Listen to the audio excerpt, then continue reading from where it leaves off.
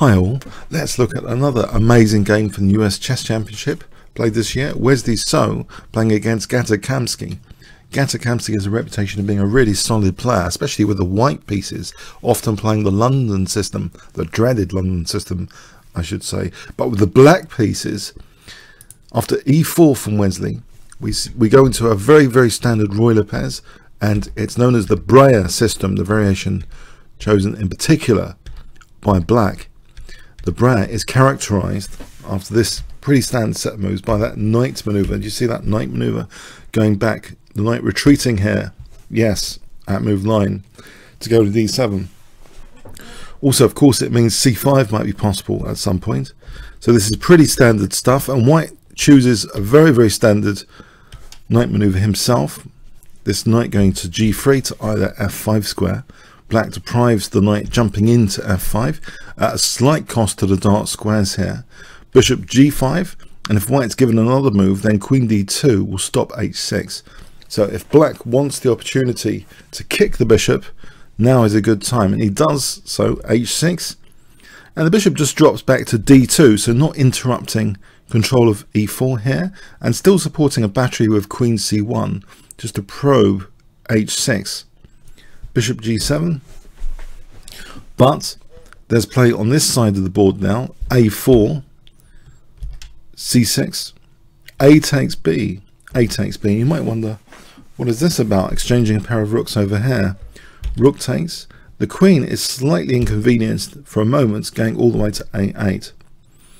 And white continues now action on the king side with knight h4. Now both knights are eyeing f5. A very interesting position. Is Wesley really going to play some sort of crazy knight sacrifice now on f5? Why are the knights pointing? Or is he going to sacrifice on g6? We see queen d8. And here now, queen c1. Queen d8 looked as though it's like hitting h4 indirectly, but after knight takes e4, it's not that easy, because something like knight takes e4, queen takes e4, you could imagine knight takes d6 there. So here, black has to address this h6 issue now with this battery.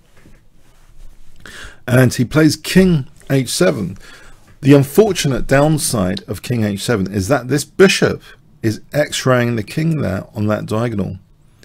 So both bishops placed quite aggressively in relation to black's king side, and it seems some pawn moves have been encouraged.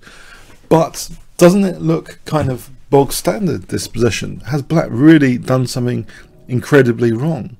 He's taken time out for a recapture on the queen side and putting the queen back in the center.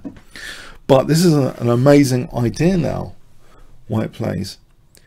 Can you guess, if I give you 5 seconds to pause the video starting from now, what does white play here?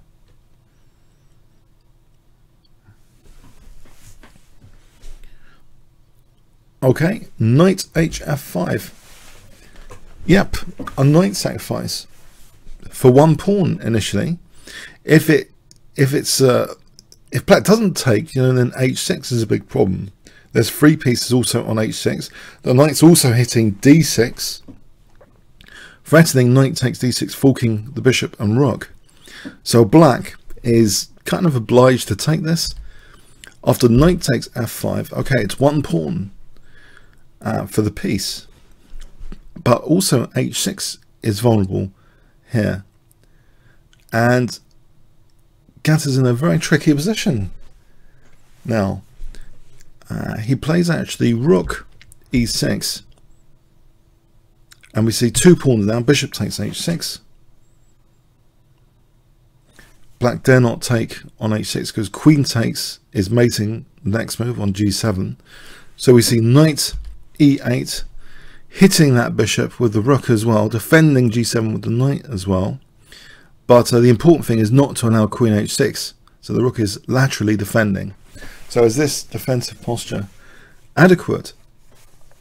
We see bishop g5 here.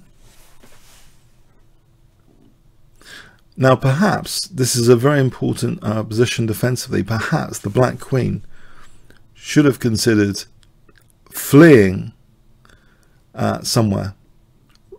like c7.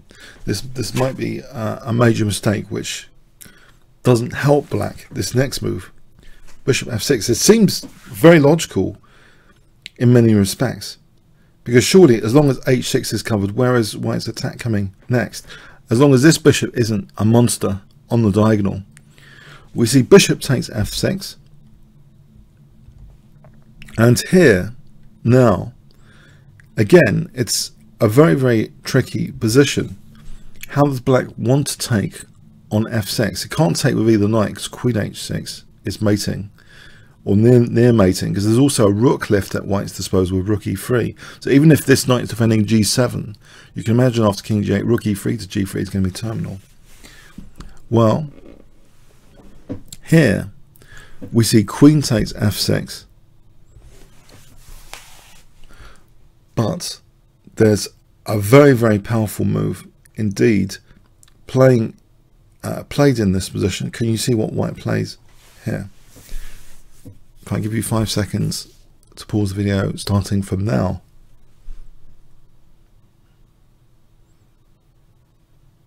Okay, d5, yes, trying to liberate this bishop, trying to use the bishop to hit black's king. It would seem terrible to play c takes. It is terrible. E takes. And then where is the rook going? If the rook goes to e7, it's discovered check time. Knight takes e7 will be discovered check. So black plays rook e7. Is the rook safe there? Is there any move which questions this slightly awkward piece configuration? It turns out there is. Can you spot it though? And is it around black's king or is it around material? This is the big question. What is there to actually exploit here in black's position? So if I give you 5 seconds to pause the video here, what would you play with white in this position? And it's the final move of the game.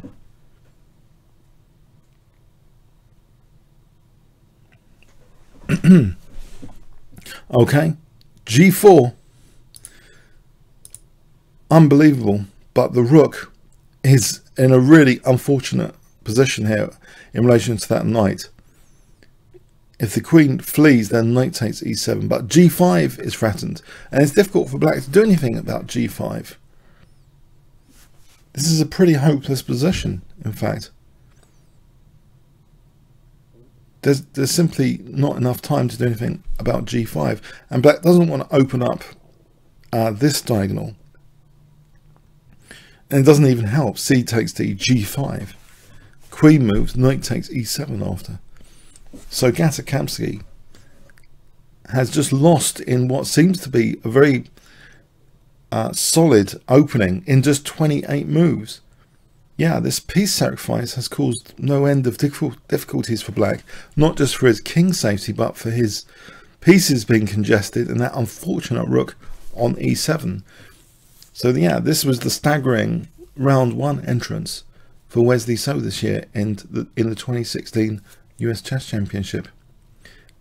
I hope you enjoyed it and got something from it. Comments or questions on YouTube. Thanks very much.